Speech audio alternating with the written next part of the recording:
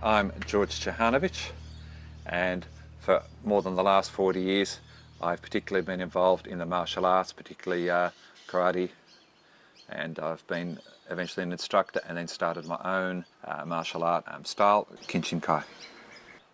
I always was attracted to karate to learn the secrets, if you like, so I've never seen it as a combative art.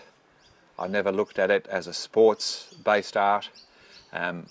When I was younger, I was in situations I had to defend myself, and I successfully used psychological tools, which I have adapted into what I teach now, but I really would have liked to have known more about how to defend myself physically. And to this day, I've never had to hit anyone in self-defense. No one's ever had to hit me, which I think is a wonderful thing, although others would think, well, that's not really self-defense.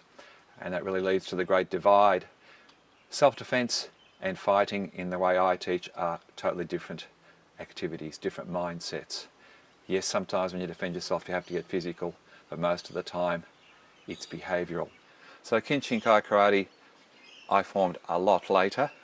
When I got 5th Dan, which was around 1997, I decided to start my own group within Gojukensha, and in particular, as I say, I wanted to make it more practical, high-level skills that black belts could enjoy and use practically. And also ethically, I wanted to be different from the average commercial dojo. I wanted to focus on the students, how they were taught, what they were taught, making each student count, not just focusing on the champion students that might be good for marketing.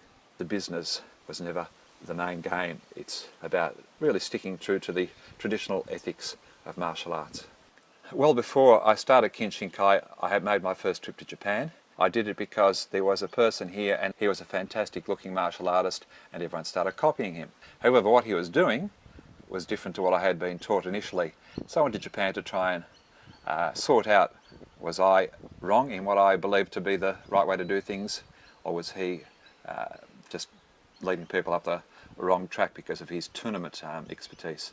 Anyway, I got to Japan, I found out that indeed what we had practiced earlier that I remembered was the correct way to go. And in the process, I just discovered a wonderful mentor, life teacher, and he was the most important influence on my martial arts and an important influence personally, and to this day, even though he passed away several years ago, and that was Ohtsuka Tadahiko sensei of the Gojukensha.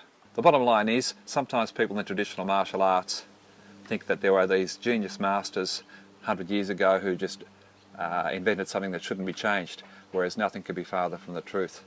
Those masters always kept developing what they were doing, and we need to keep developing what we're doing. So I'm looking forward to my students improving what I've created.